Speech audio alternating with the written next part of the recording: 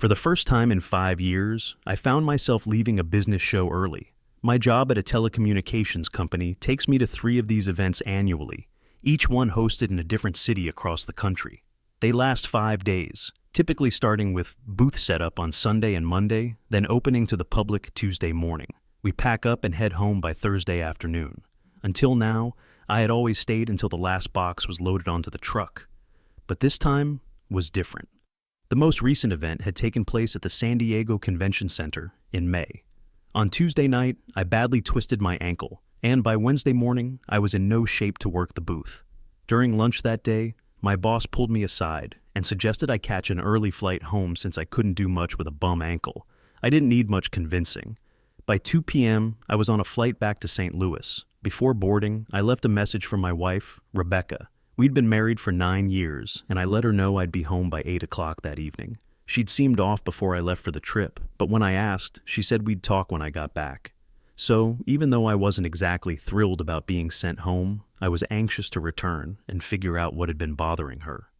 As the taxi pulled up to our house, I spotted an unfamiliar black Cadillac in the driveway. It seemed strange that Rebecca would have someone over when she knew I'd be home early. I figured she'd be alone, ready to talk about whatever had been on her mind. When I entered the house, voices drifted from the family room. I moved quietly through the hallway toward the kitchen, stopping short when I saw what was happening. Rebecca was on the couch with my best friend, Tyler Walker. And that wasn't all. Her blouse was unbuttoned halfway down. Neither of them noticed me standing there. I stepped forward, my temper flaring. "What the hell is this?" I shouted. Rebecca turned toward me, startled but unnervingly calm. She didn't even bother covering herself. "Liam, what are you doing home?" Her tone was casual, almost like she had rehearsed this moment. Something about it made my skin crawl. I took a step closer, my voice hardening. "What's going on here? It's not what you think," she replied, flashing an unsettling smile. For a split second, I wondered if I had stepped into some twisted nightmare. But the throbbing in my ankle confirmed this was all too real. Tyler just sat there, smirking like he found the whole situation amusing. My blood boiled. Despite my injured ankle, I was ready to throw him out of the house. But as I moved forward, something unexpected happened. I was grabbed from behind. I hadn't heard anyone approach, but suddenly, a strong arm yanked my right arm behind my back, while another locked around my throat. The chokehold wasn't cutting off my air, but it was clear they could strangle me if they wanted. "You see now, Liam?" Rebecca's voice had turned ice cold. "We've been waiting for this. Tyler told me all about your little side trips at those business shows. You didn't think I'd find out? Well, now you're going to pay." Her eyes gleamed with cruelty. "Tyler, Justin, and I are going to have a bit of fun, and you're going to watch." I tried to speak, tried to explain she had it all wrong, but the man behind me clamped something over my mouth and nose. A harsh chemical scent flooded my senses, and within moments, everything went dark. When I came to, I was lying in the guest room, tied spread eagle to the bed. My injured ankle felt like it was being crushed in a vice, and my other ankle and wrists had gone numb from the speaker wire used to bind me. The tight cords cut deep into my skin, cutting off circulation. I groaned, trying to make sense of what had happened. But then I heard voices, and my attention snapped to the TV screen in front of the bed. On the screen, Rebecca appeared naked, sitting on our bed with Tyler at her side. She grinned into the camera. "Liam, I hope you're awake because I want you to see this," she said, her voice dripping with satisfaction. "Tyler's going to start since he was the one who told me everything about your cheating." She waved someone forward. "Come here, Justin. Show Liam what you've got." A tall man stepped into view, and I recognized him as the one who had grabbed me earlier. Rebecca's voice turned sharp, laced with malice. "Enjoy the show, Liam. We're recording this so you can watch it again and again." At that moment, whatever Rebecca had planned didn't matter to me anymore. Our marriage was over. All I cared about was getting free. My limbs had already started to go numb, and I knew I had to move fast. I started pulling at my left leg, pain shooting up as I tugged against the wire. I paused, took a breath, then yanked again, harder this time. Finally, with one sharp pull, the wire snapped. My ankle was bleeding, but I couldn't worry about that now. Freeing my right leg took longer since it was sprained, and by the time I broke that wire, my skin was torn and bleeding heavily. Once my legs were loose, I managed to shift enough to relieve some of the pressure on my arms. The wire was too tight to pull off by hand, so I bit at it until I could free my right wrist, tearing into my skin in the process. Once my right hand was free, I made quick work of the left. Sitting up, I panted, feeling lightheaded from the blood loss. The bed was soaked with blood from the cuts on my wrists and ankles.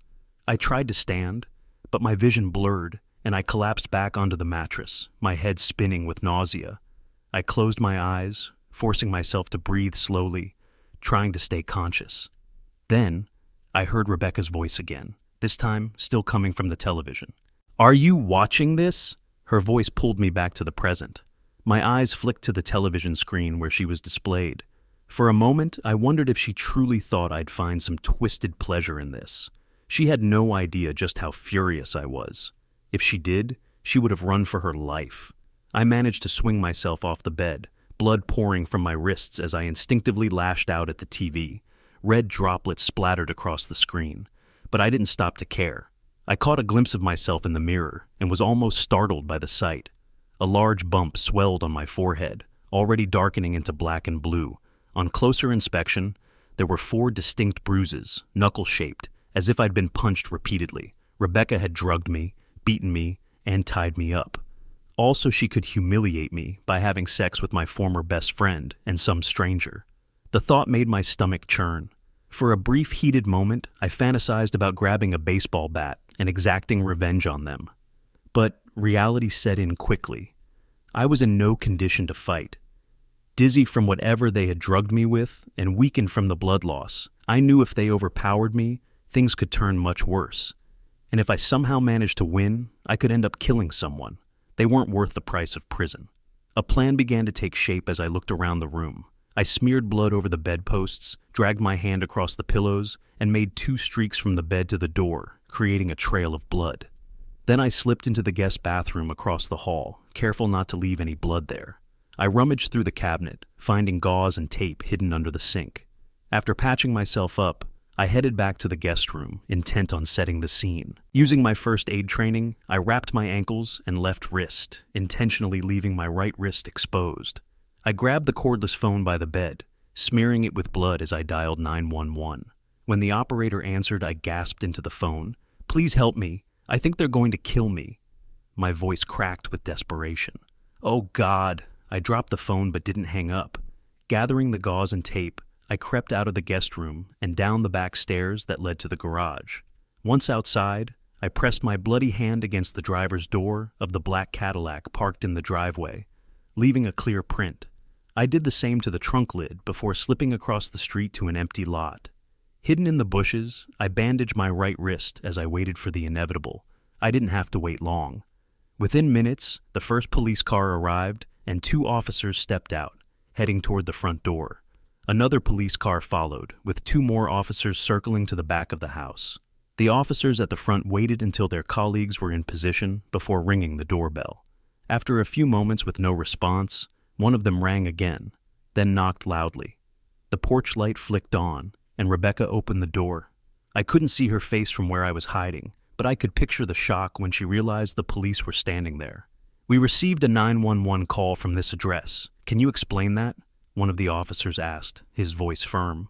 "I don't know anything about a 911 call," she said, her voice clearly shaken.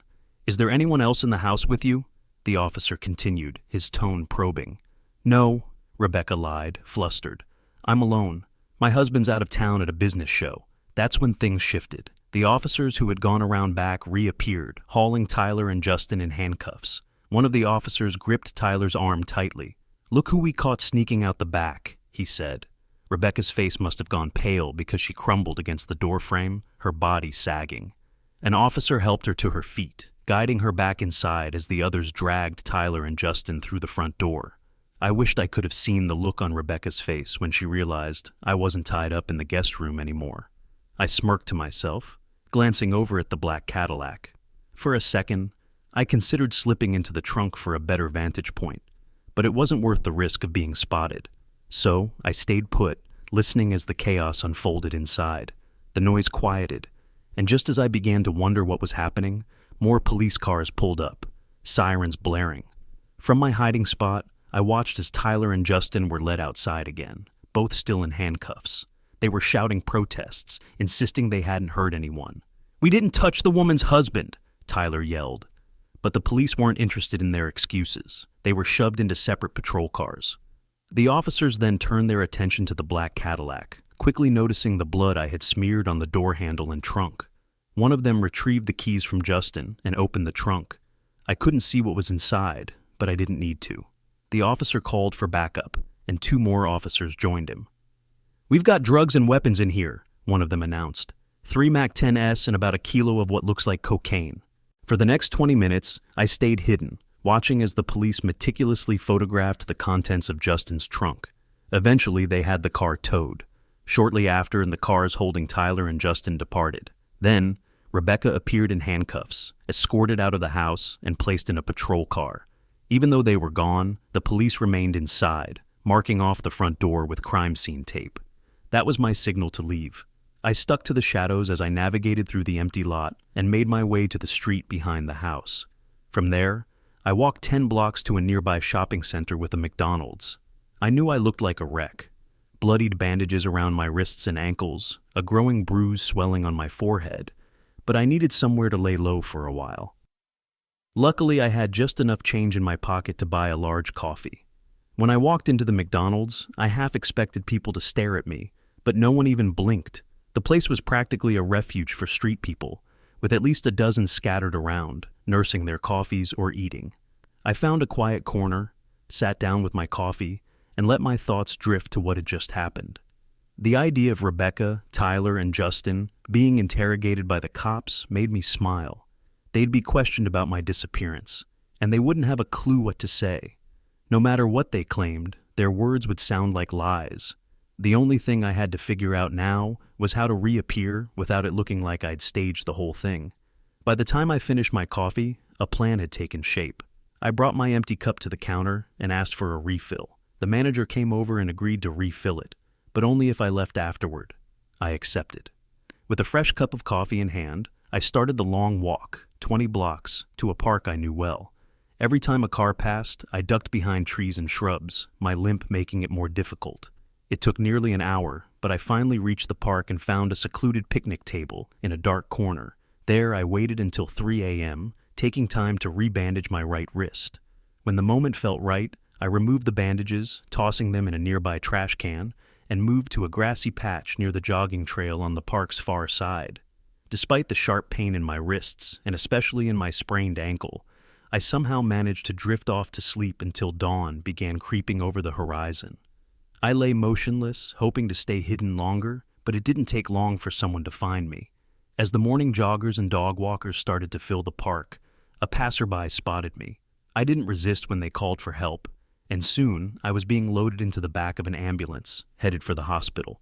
I didn't have my wallet with me, left it on the nightstand back at home. So when I arrived at the hospital, I had no ID. I wasn't thinking clearly, probably still under the effects of whatever drug they had given me. When the doctors asked my name and what had happened, I was vague, not fully coherent, letting the fog linger a bit longer. By noon, the police showed up. I pretended to sleep for another hour before I allowed myself to wake up and start talking. By then, I had rehearsed my story enough times in my head to stick closely to the truth. "Mr. Carter, are you Liam Carter?" A plainclothes detective stood beside the bed, watching me carefully. "Yes, that's me," I answered, feigning grogginess. "I'm Detective Mason. Do you feel up to answering a few questions?" he asked. "I can try," I said, rubbing my eyes. "But I don't remember much." Mason nodded. "You were found early this morning, in a park by a man walking his dog. Can you tell me what you do recall?" "I got home from a business trip to San Diego last night, earlier than expected," I began. When I walked in, I found my wife, Rebecca, sitting with my best friend, Tyler Walker. I asked what was going on, but before I knew it, someone grabbed me from behind. I couldn't breathe, and then Rebecca started yelling about something, but I was too out of it to focus. I think they drugged me because the next thing I remember, I was waking up tied to the bed in the guest room. My wrists and ankles were bleeding, and my hands were going numb from the wire they used to tie me up. I managed to break free, but I hurt myself pretty badly in the process. I paused, watching Mason's face as I continued. The TV was on when I got loose. They had a feed from our master bedroom showing Rebecca having sex with Tyler and some other guy, big black guy I didn't know. I think I heard them talking about what they were going to do with me afterward. They were planning to kill me, but my head was fuzzy. I got loose and called 911. You didn't finish the call. Why'd you drop the phone? Mason asked, his tone neutral but probing. I panicked, I admitted. When I realized Rebecca was involved, I freaked out. I thought I heard her say something like, "Go take care of him." So I dropped the phone and got out of there. After that, it's all a blur. I don't even remember how I made it out. Mason stared at me for a moment, then asked, "Do you remember anyone hitting you?" I shook my head. "No, not really, but everything's kind of hazy." "What's your wife saying about all this?" I asked, shifting the focus. Mason leaned back slightly. "She claims this was about getting even. She found out you've been cheating on her during your business trips, and this was her way of punishing you. According to her, you were never supposed to get hurt, and they planned to let you go after she felt even." I snorted bitterly. "Where'd she get the idea I was cheating?" "From Tyler Walker," Mason answered. I let out a dry laugh. "So, no real proof? Just Tyler's word, the same guy she's screwing now, and she decides to ruin our marriage over that? Unbelievable." Mason studied me closely. "So you're saying you never had an affair?" "You're damn right," I replied, my voice rising. "I've never cheated on Rebecca. If she'd just asked me, I could have proven it. But now, all of this makes me wonder if she didn't just want an excuse to do what she did." Detective Mason continued to ask a few more follow-up questions, but he didn't seem to doubt anything I told him. The following day, I was discharged from the hospital. When I got back home, the answering machine was blinking. Rebecca had left a message, her voice thick with desperation, begging me to come to the station to help clear things up and get her out on bail. She swore it was all a misunderstanding. Without hesitation, I deleted the message and headed to the fridge for a cold beer. Not long after, the phone rang again. This time, it was Rebecca's best friend, Kimberly Stone. Kimberly had always been trouble, a constant meddler in our marriage. I'd never trusted her, and her sudden involvement now only made me more suspicious. I couldn't shake the feeling that she might have encouraged Rebecca's behavior. After all, Kimberly's own marriage had gone up in flames when her husband caught her cheating. She said she had something urgent to discuss, so I agreed to let her come over. An hour later, Kimberly arrived at the house. She didn't waste any time. "I spoke with Rebecca," she said as she walked through the door. "She's staying with her parents right now. She told me you've been cheating on her during your business trips." "That's a flat-out lie," I shot back immediately. "I've never cheated on Rebecca, not once." Kimberly raised an eyebrow, clearly skeptical. "She didn't give me all the details, but she did say things got out of hand, and that you called the police on her. Did you really have her arrested?" For the next 20 minutes, I told Kimberly more or less the same version of events I'd given Detective Mason. Most of it was the truth. She acted shocked, but it was clear she wasn't fully convinced, still trying to stand by Rebecca. "I just can't imagine Rebecca doing something this extreme unless she'd completely lost it," Kimberly murmured, shaking her head in disbelief. "Maybe she has," I replied, keeping my voice steady. "But if she thought I was cheating, why not talk to me first?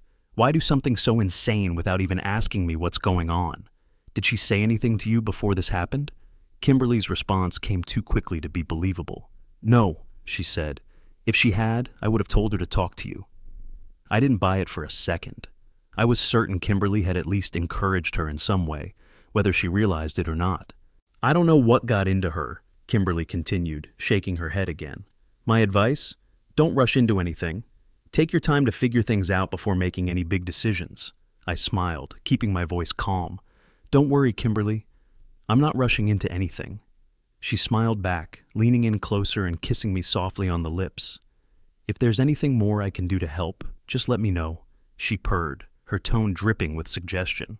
I kept my cool. "Thanks, Kimberly, but you've done enough. I just need some time to think." After she left, I wasted no time. I grabbed the phone and called a divorce lawyer. By 2 o'clock that afternoon, I was sitting in Rick D. Wilson's office, explaining what had happened with Rebecca and laying out my plan to move forward with the divorce. "I want the papers served immediately," I said, leaving no room for debate. Wilson, a veteran lawyer in his late 60s, studied me for a moment. "Are you sure you want to act so quickly? I've handled more divorces than I can count, and I've seen many that could have been saved if people just took a little more time to think. Are you certain this is what you want?" I paused, pretending to consider his words. "Maybe you're right," I said, as if reconsidering. Perhaps I should give it a little more thought. Wilson smiled, clearly relieved. That's a wise choice. Taking time to think this through is always the best option. Yeah, I nodded, playing along. Let's wait. Instead of serving her tomorrow, let's push it to the day after. Wilson blinked in surprise. The day after tomorrow? I thought you meant a longer wait. My patience was thinning. Look, if you can't handle this, I'll find someone who will. Wilson quickly backtracked. Of course, Mr. Carter. If that's what you want, I'll have the papers served the day after tomorrow. I handed him Rebecca's parents' address, as well as her workplace, before leaving the office. Numb to everything but the ache in my ankle, I went straight to the bank. I closed all of our joint accounts and canceled the shared credit cards. I opened new accounts solely under my name. I knew I'd have to split the money eventually, but I wasn't about to make things easy for her. In the weeks that followed, Rebecca tried calling me repeatedly, at home and at work, but I ignored every attempt. Then one day, my lawyer contacted me. Rebecca was threatening to contest the divorce unless I agreed to meet with her and hear her side of the story. I'll think about it, I replied coolly. Take your time, Wilson said. Let me know when you've made a decision. I waited a full month before calling him back. Does Rebecca still want that meeting? I asked.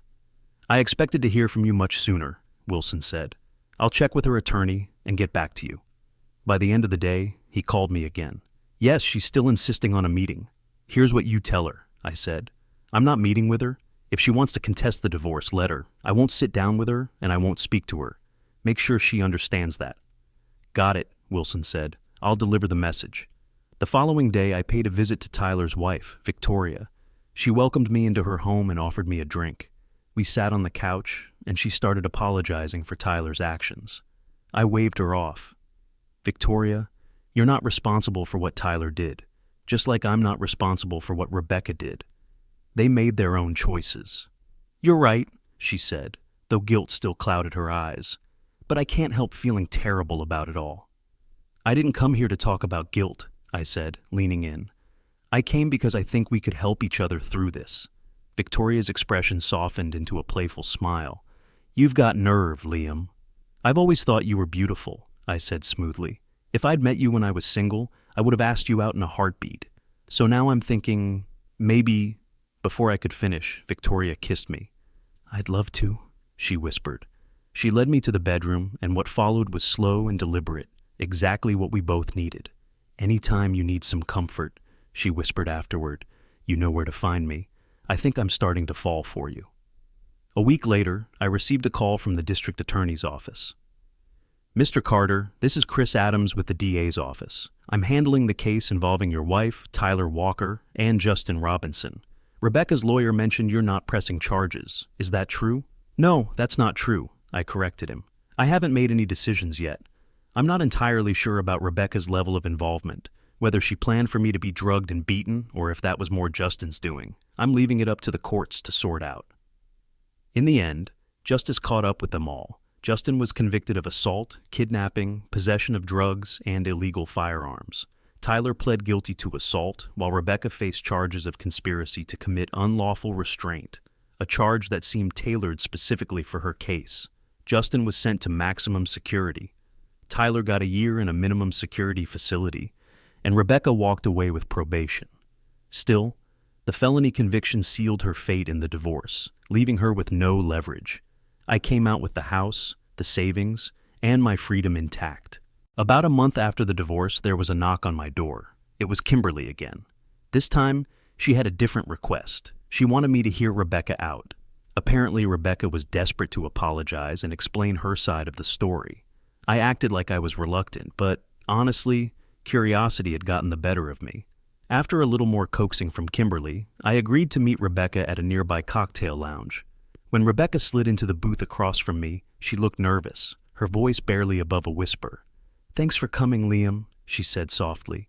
"I'm so sorry for everything I put you through." She paused, her eyes searching mine for some hint of forgiveness. "But you have to understand, I was going through hell. I'd just found out about your affairs. Every time you went on one of your business trips." I stared at her, my disbelief almost choking me. "I wasn't having any affairs," I said flatly. Rebecca blinked, as if she hadn't heard me right. "What?" "You heard me," I said, leaning in. I never cheated on you, Rebecca. Her face fell. Of course, I know that now, she muttered, her eyes dropping to the table. But back then, Tyler told me you were cheating, and I believed him. He was your best friend. I had no reason to think he'd lie to me. I was hurt, confused. I just lost control. I couldn't help but laugh, more out of frustration than humor. So, let me get this straight, I said. You thought I was cheating even before I left for that last trip? When I asked what was bothering you, why didn't you just tell me? I should have, she admitted, her voice small. But I needed time to process everything first. I wasn't ready to talk.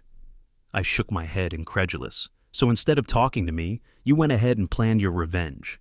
You took Tyler's word without ever asking me about it. And it never occurred to you that maybe Tyler had his own reasons for telling you that? Rebecca flushed, her eyes darting away from mine. I don't know what I was thinking, she whispered. And Justin? How the hell did he get involved? Tyler's idea, she said, her voice almost too quiet to hear. He thought we needed someone to handle things, to make sure you didn't fight back or escape before we could tie you up. Justin was a friend of his. I scoffed. Oh, great. A drug dealer is your enforcer. Classy. And Justin? What about letting him... I trailed off, not needing to finish the sentence. Rebecca's face turned a deep shade of red. She wouldn't meet my eyes. I had already slept with Tyler the night before, she confessed. He said having Justin there would make it even worse for you. I stared at her in disbelief, shaking my head. And what, exactly, did you think was going to happen after all this? Did you really think I'd just shrug it off and forgive you? Rebecca finally looked up, her eyes wide and brimming with tears. I thought it would make us even, she said in a small voice. I thought once we were even, we could move past it and start over. Her words triggered another bitter laugh from me. So let's say, hypothetically, that I had cheated on you. You didn't catch me in the act. You didn't even see me talking to another woman. You went off of Tyler's word alone. Instead of asking me about it, you plotted this whole sick revenge plan. You drugged me, tied me up, and then made me watch as you slept with 2 other men, one of whom used to be my best friend. And you thought that would somehow balance the scales? I shook my head, disgusted. Most women, if they wanted revenge, would just have an affair themselves. But what you did, that was something else entirely. Even if I had cheated, there's no coming back from what you did. Tears began to spill down Rebecca's cheeks as she dropped her head. Please, Liam, she begged, her voice breaking. Please give me another chance. I love you. I've always loved you. Tyler and Justin, they didn't mean anything to me. It was just sex. I didn't want to hurt you. I swear, I'll do anything to make it right. Please just give me one more chance. Her tear-filled eyes searched mine for some hint of mercy. Once upon a time, seeing her cry would have been enough to soften me, but not this time. Do you mean it? I asked, my voice cold. She looked up, sniffling. Mean what? When you said you'd do anything I asked. She wiped her tears with the back of her hand. Yes, I meant it, she said earnestly. I'll do anything, Liam. Just tell me what you want. I slid out of the booth and leaned in close to whisper in her ear. Drop dead. Rebecca's head fell into her hands as her sobs grew louder. Without another word, I turned and walked out of the lounge. Even as the door closed behind me, I could still hear her crying. 7 months later, I married Victoria.